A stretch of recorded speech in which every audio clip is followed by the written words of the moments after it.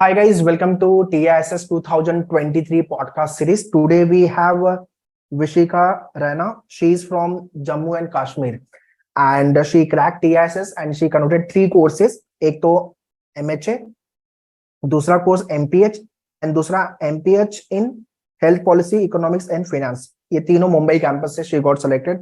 Once again, Vishika, congratulations. Thank you so much, sir. Thank you.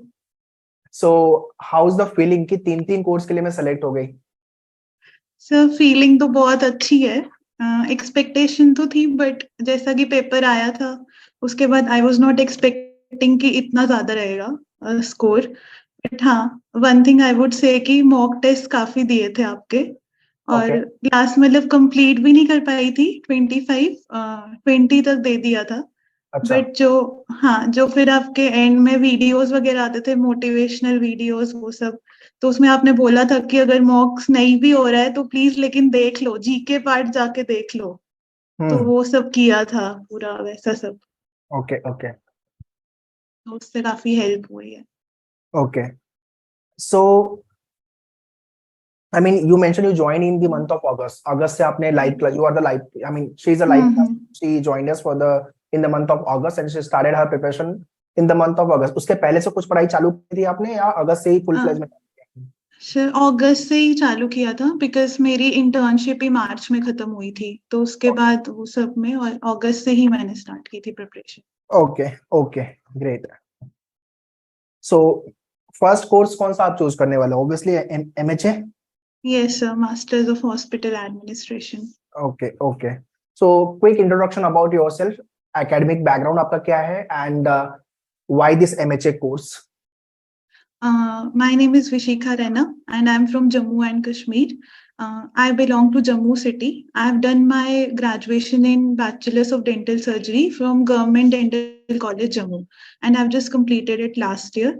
And then I joined my newer education in August and I've started preparing for TestNet from that time. Okay. Why this MHA program? Sir MHA actually during my graduation ही मुझे थोड़ा inclination hospital administration की तरफ मतलब feel हो रहा था कि मेरे को यही करना है.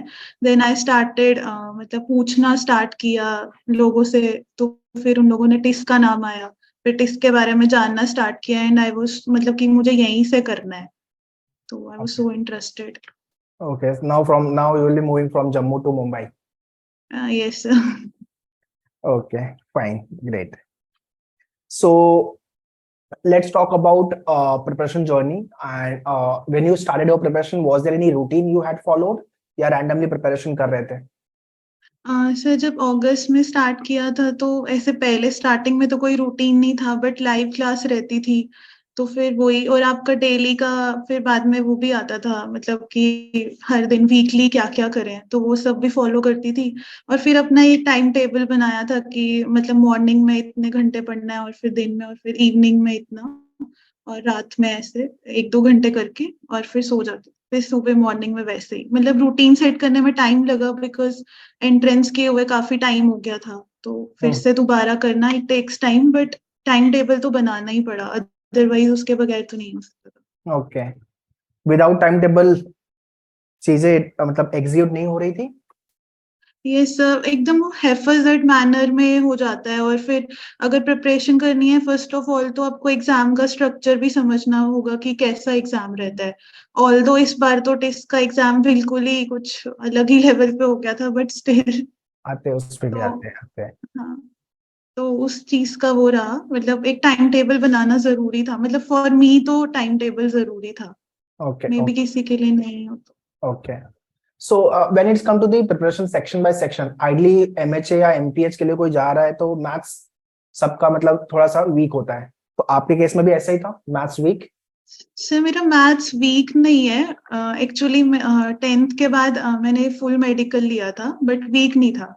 लेकिन क्योंकि इतने टाइम से मेरा प्रैक्टिस नहीं था, almost for 8-9 years I have not practised maths, तो बिल्कुल छूट गया था.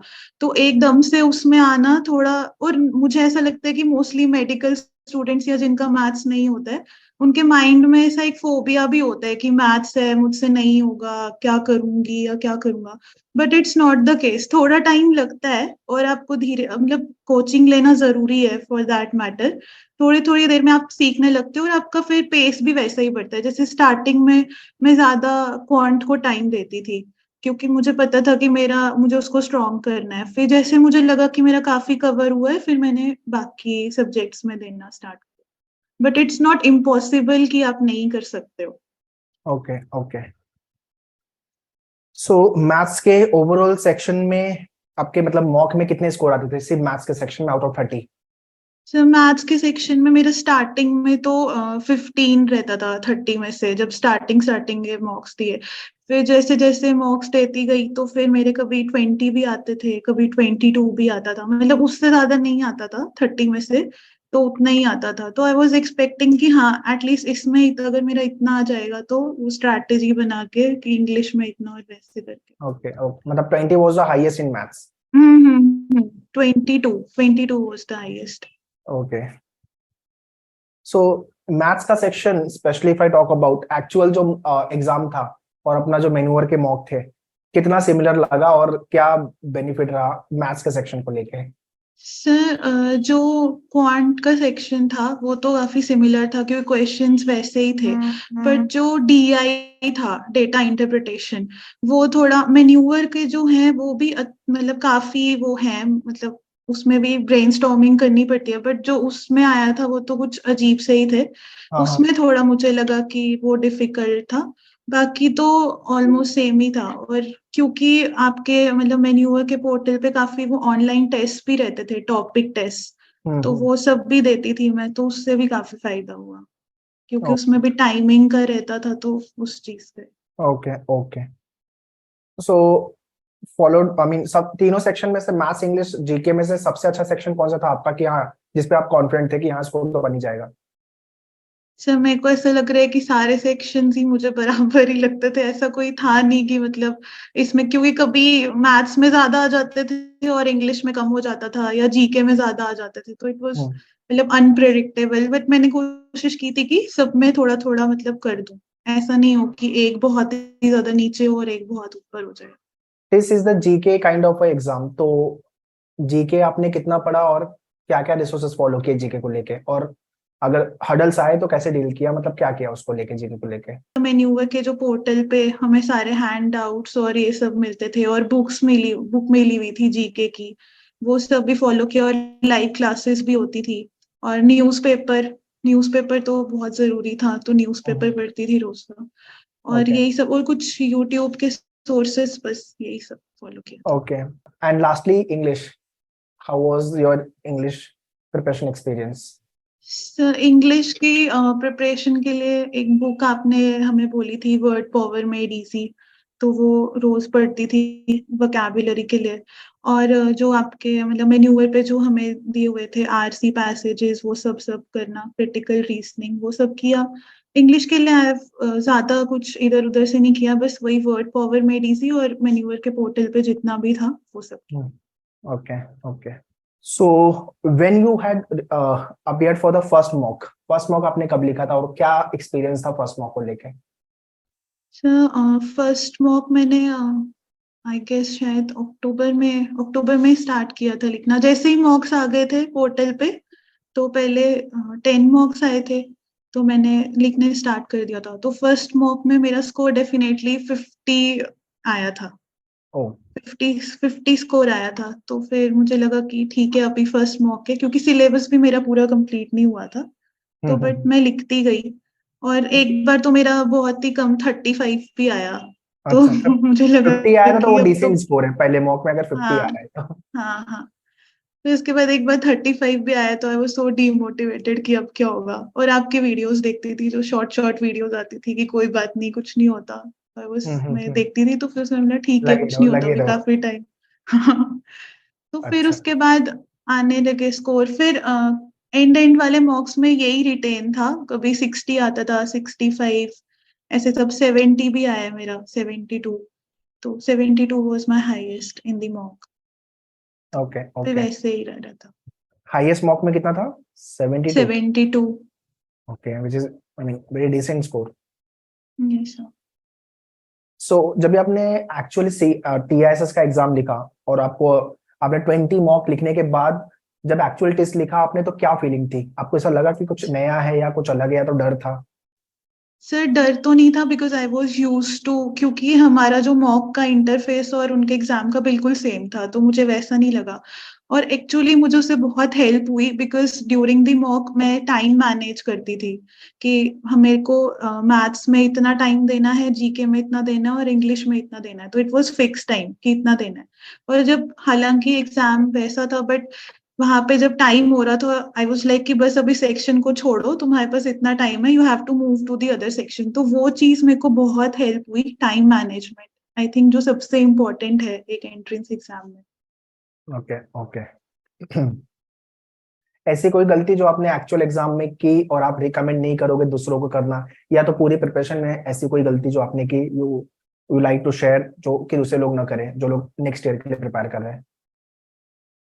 एक गलती यही है कि मैं हमेशा यही due to my some past experiences मैं ये सोचती थी कि मतलब पता नहीं होगा या नहीं होगा, होगा या नहीं होगा। आई थिंक ये प्रिपरेशन टाइम में ना ये सब सोचना ही नहीं चाहिए बिकॉज रिजल्ट तो ultimately you can predict, but what is up to you की। और उससे क्या होता है कि आप जो कंसंट्रेट करने की कोशिश करते हो, if you are studying for 5 hours तो आप सिर्फ 2.5 ही आपका ध्यान जो है वो सही तरीके से जाएगा, बाकी का आप सोचते ही रहोगे। तो वो मैंने अपने स्टार्टिंग फेज में की, बट जैसे जैसे पेपर पास आते गया तो मैंने वो चीजें सोचना छोड़ दिया एंड वाज लाइक जो होगा देखा जाएगा, let us C. I would से कि ये चीज नहीं करना चाहिए। ओके। जो मैन्यूअर के बुक्स के मटेरियल थे आपको जो मिल रहे थे, वो सारे प्रैक्टिस आपने कर डाले थे 2 बार? यस सर, यस सर, वो सारे किए थे। जैसे क्वांट का आया था, इंग्लिश का, लॉजिकल का था, जीके का था, तो वो सब मैंने किया था। क्योंकि ओके। मतलब काफी वो कंसाइज करके जो आप बहुत ज्यादा बुक्स रेफर करते हो, बट उसमें से मतलब हर वैरायटी का क्वेश्चन उस बुक में है। तो मुझे नहीं लगता कि आपको ज्यादा बुक्स रेफर करने की भी कोशिश करनी चाहिए because it is more important कि आपको कितना वैरायटी का क्वेश्चन आता है सॉल्व करना, you know how to solve it. तो वो आपका उस बुक से तो सॉल्व हो जाता है पर्पस।